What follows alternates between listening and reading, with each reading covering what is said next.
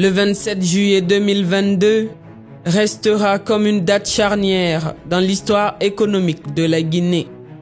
Ce jour-là, naissait la compagnie du Transguinéen CTG, une entreprise appelée à devenir le socle institutionnel du plus grand projet minier et infrastructurel de l'histoire du pays. Une création portée par la conviction du président de la République, son Excellence Mamadi Doumbouya. Faire de Simandou non seulement un gigantesque projet minier, mais aussi le moteur de la transformation économique, sociale et durable de la Guinée. La CTG, au-delà d'une entreprise, était une vision. Plus qu'un nouvel acteur économique, elle incarnait un pari sur la souveraineté, sur le dialogue et sur la capacité de la Guinée à reprendre la maîtrise de son propre développement. À l'époque, le projet Simandou était freiné par des divergences entre plusieurs multinationales aux intérêts parfois opposés. Chacun avançait selon ses priorités. La Guinée, elle, attendait depuis des décennies que son immense potentiel minier profite enfin à son peuple. Le président Mamadi Doumbouya a alors fait un choix audacieux, transformer la concurrence en coopération. Rassemblés autour d'une même table, les partenaires industriels et l'État guinéen pour construire une gouvernance commune fondée sur un principe simple, le partenariat gagnant-gagnant. Ainsi est née la CTG, une structure inédite où l'État guinéen siège au cœur de la gouvernance, où la présidence du conseil d'administration est assurée par un Guinéen, où la direction générale adjointe traduit la volonté de promouvoir les compétences nationales dans le strict respect du contenu local. Cette ambition n'aurait cependant pas pu se concrétiser sans le travail acharné des membres du comité stratégique de Simandou, ni sans la compréhension et l'engagement des partenaires industriels, Rio Tinto Simfer, Chinalco et Winning Consortium Simandou, qui ont accepté de mutualiser les coûts, les risques et les investissements des gigantesques infrastructures du corridor de Simandou. Une démarche inédite qui a permis de faire converger des intérêts parfois divergents vers une même ambition, bâtir une infrastructure stratégique au service du peuple souverain de Guinée et de toutes les parties prenantes. Les sceptiques étaient nombreux. Les résultats, eux, ont répondu. Après la création de la CTG, les actes se sont enchaînés. Le 22 décembre 2022, les partenaires signaient les term sheets, ouvrant la voie aux accords définitifs. Le 8 mars 2023, venait la signature du pacte d'actionnaires de la compagnie du Transguinéen. 10 jours plus tard, le 18 mars 2023, le président de la République procédait au lancement officiel du méga-projet Simandou à Forikaria, donnant une impulsion décisive à ce chantier historique. Cette relance des travaux est le fruit des négociations approfondies qui ont été menées depuis quelques mois et qui témoignent de ma volonté résolue à réaliser ce projet dans l'intérêt du peuple souverain de Guinée.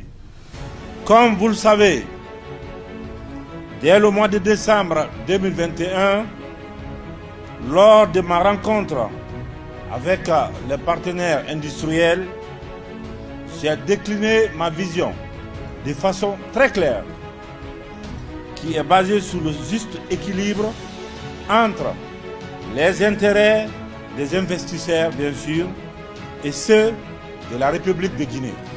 C'est dans le cadre de la matérialisation de cette vision que j'ai demandé aux dirigeants des deux sociétés, Rio Tinto et Winning Consortium, de se mettre ensemble avec l'État guinéen pour réaliser le projet Simandou au sein d'une co-entreprise. Cela a permis, dans un premier temps, la signature de l'accord cadre. Et ça a été fait le 25 mars 2022, il y a un an.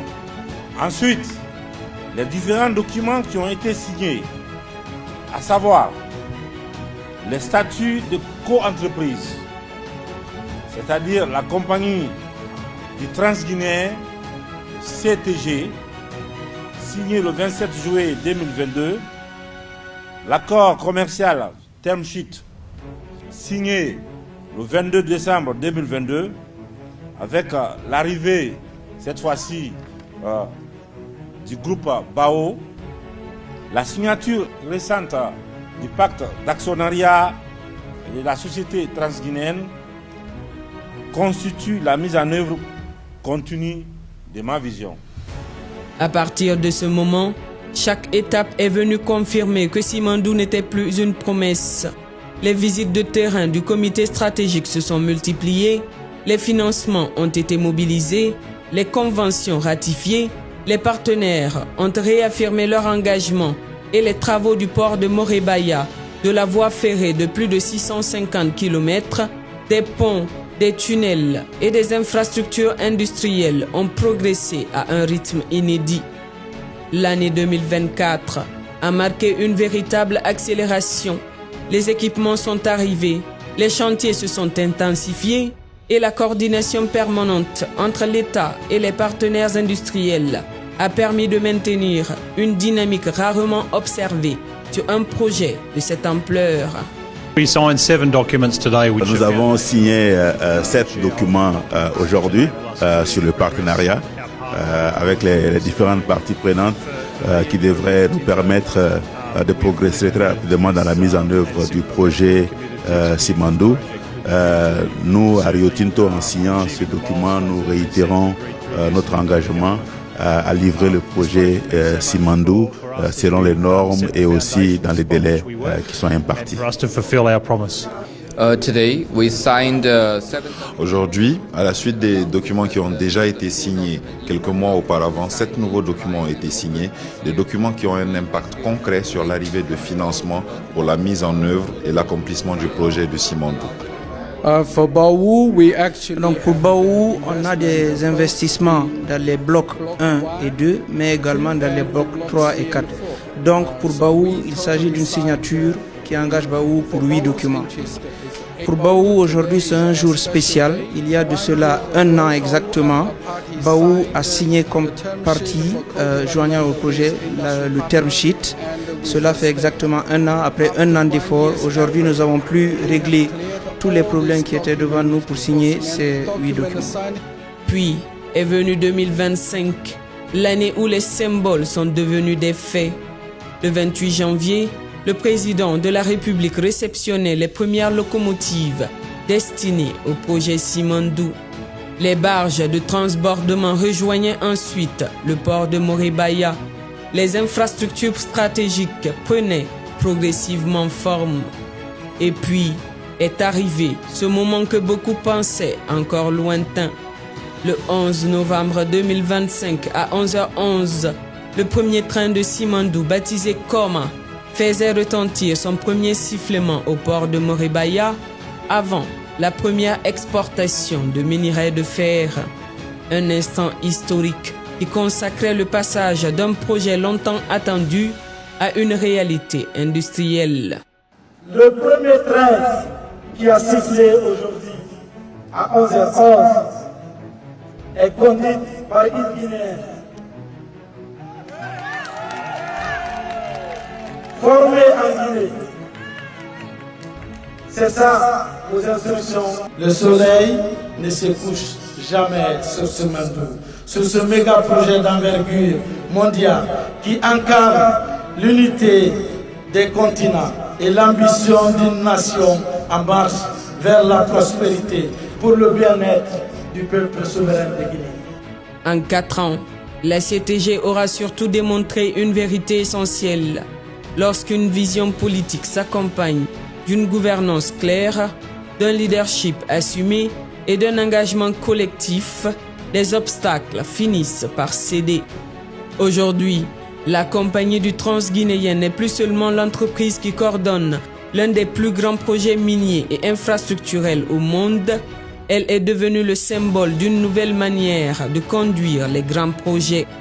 avec davantage de souveraineté, davantage de responsabilité et une ambition clairement assumée de faire des ressources naturelles un levier de transformation économique. Cette transformation est désormais tangible.